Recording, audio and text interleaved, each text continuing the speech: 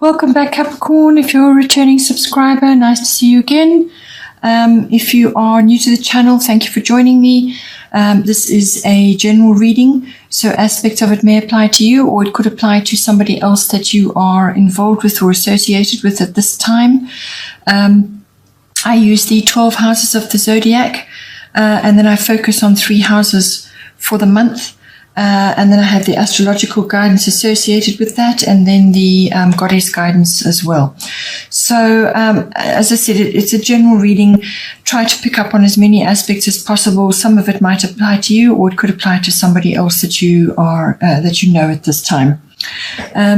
The first house of influence here is the 10th house for you.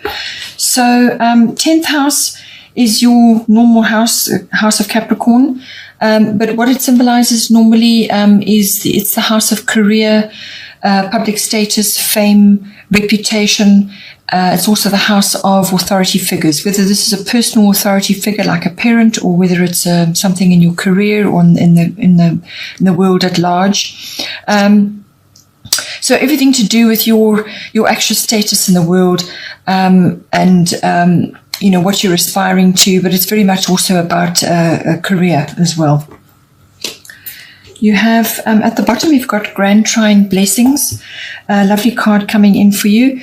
So what I feel it's saying is that at this time, with everything that's going on in the world, you are nonetheless going to experience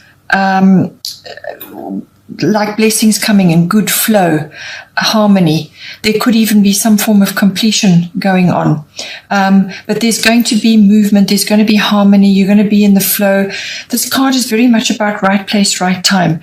So you could be very well seeing opportunities from a career perspective, or to raise your profile, and your reputation. There could be something to do with that, but it's definitely career advancement that you're seeing here. You're going to be very well received by others. And so you're going to be gaining a good deal of flow in this house, and things are just going to move along for you. And you're going to be feeling in the flow of things, and that you are able to attract what it is that you need at this time. And if you are seeing opportunities for career advancement, then it's going to come easily to you, what it is that you need to do or what you need to focus on. The goddess guidance is Sedna, infinite supply. You are supplied for today and all of your tomorrows. So what this is saying is that this card is about giving and receiving. So, the universe brings you various things. What flows in, you also have to balance with what you give out as well. So if you are doing well in your career, if you're doing well in your 10th house and things are working for you at this time, then spread it around as well, and help others that also may be making their way along at this time. But it is very much about not to concern yourself with the future, with all the changes going on. You may be looking very far into the future and wondering how long things can stay good for you, or how the flow that you're currently experiencing, at what point do you need to prepare for changes of any kind, and so on. But Sedna is saying that the supply of the universe is infinite, and that you just need to tap into that. You may also need to, at some point, be looking at sea-related or water-related either activities, or spending time near the ocean, or investing in something to do with the ocean, or perhaps it's a career option for you, or you need to, from a social perspective, or from a sort of like a volunteer perspective, or to support others that are working with the oceans and so on. But something to do with the water may very well come in for you, something that you can harness in your career life, in your 10th house, and to give back as well. The other house, the middle house of influence for you, is 11th house, friends. This is also the house of friendships, but it is also the house of your own personal hopes and dreams, your wishes, your hobbies, and your interests. It's also your ideals. and your visions of the future and dreams and so on. It is also very much about global consciousness, group consciousness, social reform, social causes, and everything that's associated with that. So anything to do with group activities as well. So like an association or a society or any kind of group activity, even if it's online, that you may be involved with at this time. So any kind of networking or group activity. Now we have two really powerful transformational cards sitting on either side of this. So at the bottom you have the astrological solar eclipse revolution. This is the house of the card of endings and beginnings. And you've got it again at the top with Kali, endings and beginnings. So something is going on in your 11th house. It could be that you're looking at the world at large, and seeing the incredible changes and situations that are becoming really apparent at this time. And it could be completely and utterly changing the way you view the world at this time. It could be your perception. You could have incredible realizations about things. You could be almost appalled at what you're seeing, but at the same time, it's changing your mindset, it's changing your belief systems, it's changing your view of the future. The way the world is moving, the way things are unfolding, your personal hopes and dreams, how they are having to keep pace with everything that's going on. So when it comes to a revolution, it really is a complete and utter turnaround for you, an epiphany of some sort, some sort of really quite a big change coming in for you, some sort of upheaval, whether this is purely mental in the way your attitude to things, or whether it's affecting your friendships, any kind of group activity that you may be involved in. But it really is a sweeping change. It's swift and it's really comprehensive.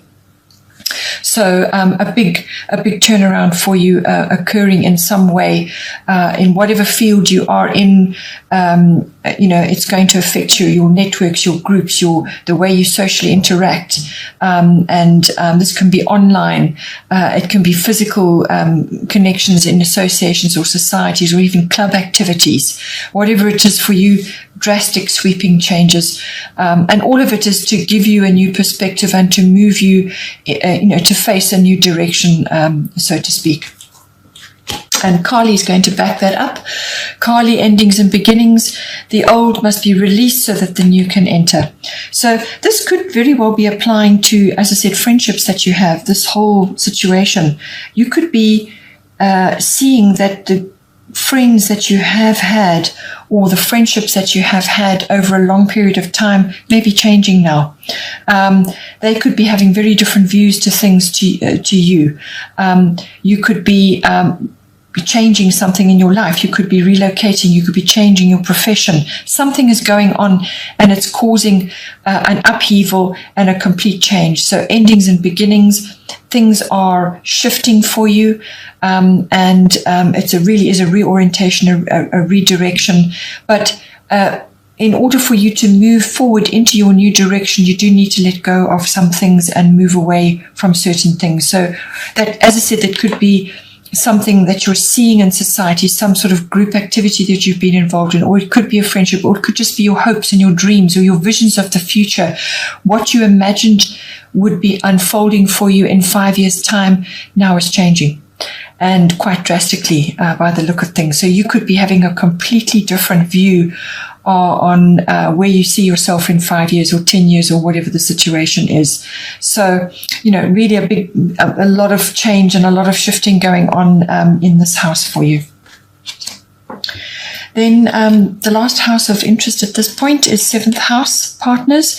This is everything to do with your relationships. These are close, personal, one-on-one relationships. So this can be a committed relationship, like a marriage or a long-term partner, or it can be a business partner that you're involved in with, or it can be somebody else that it's a close personal relationship that you have with this person. So everything to do with the 7th house, everything to do with relating, close personal, one-on-one. At the bottom, we have another really powerful card. This is Grand Cross Provoker. So you could be under a great deal of stress at this time, or tension. and this is unfolding in your house of partners. So this can be really, you kind of feel like you're a bit like you're in a pressure cooker.